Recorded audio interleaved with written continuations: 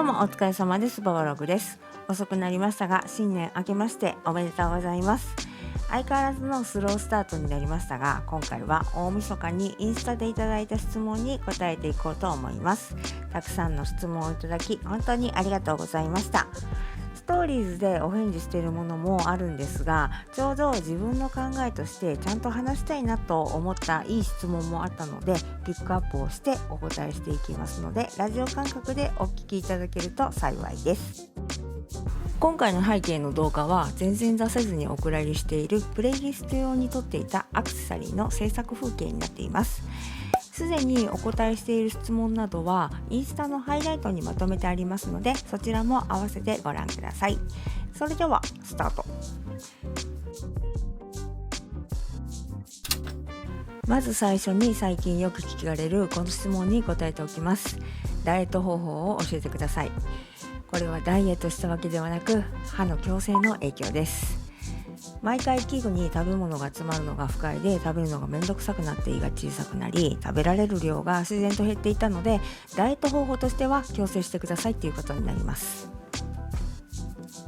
次からはジャンルごとにお答えしていきます。まずファッション関係から。おしゃれに目覚められたきっかけは何ですか？この質問をもらって気づいたらおしゃれが好きになっていたので、今まできっかけって考えたことなかったなといろいろ振り返ってみたんですが、小さい時から目立ちたがり屋で負けず嫌いな性格だったので、中学高校は正直制服やと顔が可愛い子には勝たれへんと挫折を味わい、どうやったら目立てるかっていうのを考えた結果、みんなが持っていないものを持つということに行き着きました。誰も使っていない文房具を探し回って、それ何どこで買ったんって聞かれるのがもう大好きで、なんか人と違うものを持ってるセンスのいい子っていう立ち位置を狙ってたのがきっかけかもしれません。いつも YouTube 見てます。ありがとうございます。ファッションの参考にしている芸能人やスタイリストなどいますか？着っこなしがいつも素敵です。日々のコーデはいつ決めるのですか？フルアウターにバッグ、ボトムス、靴のバランスの鏡です。いつも何か参考にされてますか？なんかおしゃれがマンネリって感じた時の打開策はありますか？これ系の質問がちょっと多かったので、まとめてお答えさせていただくと、参考にしている特定の人はいなくて、ピンタレストで海外スナップを見るようにしています。例えば着たいアイテムを検索したら何年も前のコーデも出てくるんですが、海外の人は流行より自分の好きな格好をしている人が多いので、あまり時代に左右されないコーデが見つかるので参考になります。なのでその時その時で気になったものをピンタレストで拾って参考にするようにしています。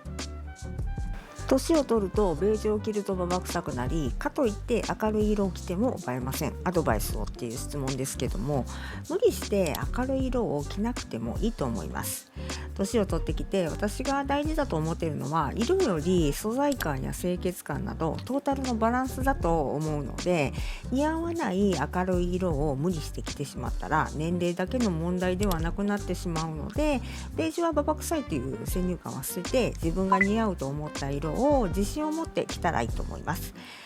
どうしても明るい色を足してカバーしたいのであれば、服ではなくて、まず今ならマフラーとか小物とかで挑戦していって、明るい色を見つけていくのがいいかと思います。バッグ買おうか迷っています。同じようなもの持ってるしとなった時どうしますか？同世代でしたらもう好みが決まっていて、同じようなものばかりに惹かれてしまうのは当然で、別に悪くないと思っています。今は新しい方に惹かれているということなので、慎重と思って買います。高くて迷って買ったけど、実際手に入れてみたらなんかいまいちと思うことありますか？これ正直あります。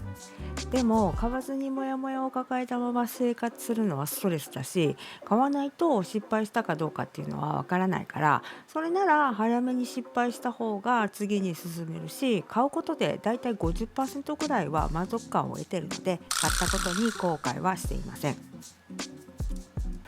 来年40歳になります。何を心がければおしゃれになりますか？これはもう自分のことはまだまだちょっと私もおしゃれだとは思っていませんが、私が心がけているのは、流行に流されず自分が好きなものをちゃんと選ぶことです。ユニクロコーデとか紹介しといて何言ってんねんって感じなんですけども、全部をプチプラで揃えるんじゃなくて、たまには憧れのブランドの服を見に行って諦める理由が値段だけだったら買ってしまおうっていうふうに私は思っています。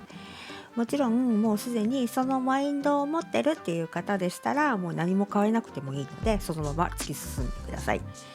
年を取るごとに数よりも質にこだわっていけば、人と違ったおしゃれが自然とできていくかと思います。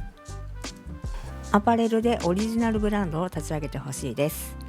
ちょうど伝えておきたいことだったので、いい質問ありがとうございます。それだけは絶対しないって決めてます。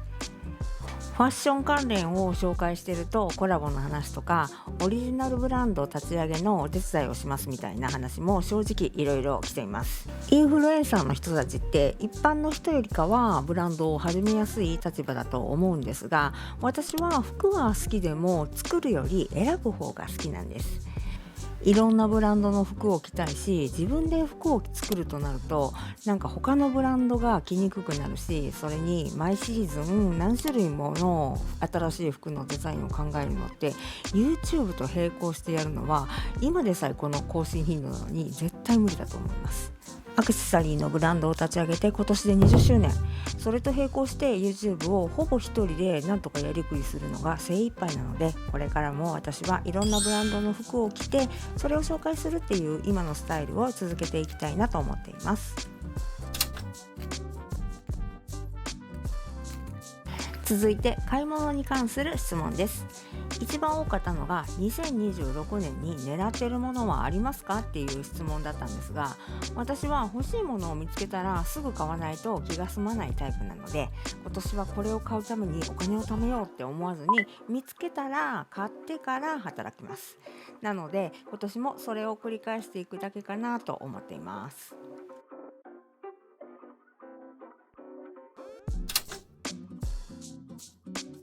続いてお金に関するご質問です。シーズンですごい高額な散財をされてますが、ぶっちゃけ月収はおいくらぐらいでしょうか？これはぶっちゃけませんけども、クレジットカードは枠が空いてたら月収関係なく誰でも使えるじゃないですか。私はそのリミッターが人よりちょっとおかしいだけです。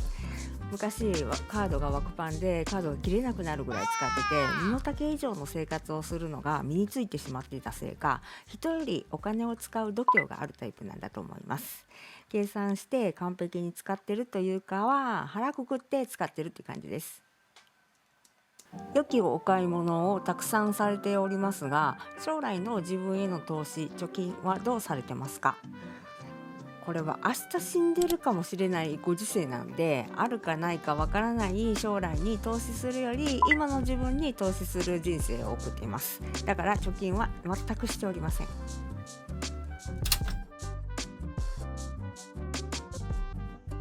続いて生き方についてのご質問にお答えしていきます。いつも前向きで元気なイメージですが、落ち込んだ時どういうふうに対応していますか？落ち込みません。充実した毎日を過ごすために心がけていることはありますか？ガジェット系から洋服、インテリア、鉄道までアンテナの張り方が多岐にわたられてますが、原動力は全然参考にはならないとは思いますが、明確な原動力があるわけではなく、自分が惹かれたものに対して時間とエネルギーを注ぐことが結果的に毎日を充実させてくれて、今の仕事や表現につながっている気がします。気になったことややってみたいことが出てくると、たとえ他のことをしていてもそっちに意識がいって、気づいたらネットで深掘りし始めて、そこからまた違うことが見つかるとそっちを調べ出しちゃう。それを繰り返していることで興味の幅がどんどん広がっていったんじゃないかなと思っています。周りから見たら落ち着きがないように見えるかもしれませんが、自分的には毎日割とこれで楽しく過ごせていると思います。私も独身ですが、孤独で寂しくなって結婚したくなりませんか？というご質問なんですが、私は昔から一人が好きなので、自分のことしか考えなくていい人生がもう最高すぎて寂しいと思うことはありません。逆に二人になった時の方がいろいろ考えることが増えて、寂しく思うことが増えるような気がします。よく見ている YouTube はありますか？私は最近旅系 YouTube ばかり見ています。動画が出たら毎回必ず見るのはずっと言ってますけど、推しの筋トレ美容系 YouTuber の D さんと、あと鉄道旅行系で言うと西園寺さんとザキくんです。でも最近はアニメにハマってますので、アニメ関連ばっかり見てて、声優さんの舞台挨拶とかでお気に入りのイケメンおしゃれ声優を探すのが趣味になってきてます。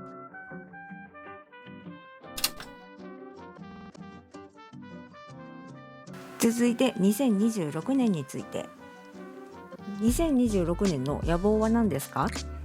これは去年から登録者50万人と大口を叩いていますが、引き続きその強い気持ちだけを持って YouTube を続けていきます。2026年、韓国以外の海外旅行は予定していますか？今年は行ったことないところに行きたいと思っているので、今必死でマイルをかき集めているところです。大阪か京都でまたポップアップありますか？ 2026 年もポップアップなどイベントは開催されますか？来年オフ会とか企画してほしいですというご質問ご要望なんですが、ご期待くださいということだけ言っておきます。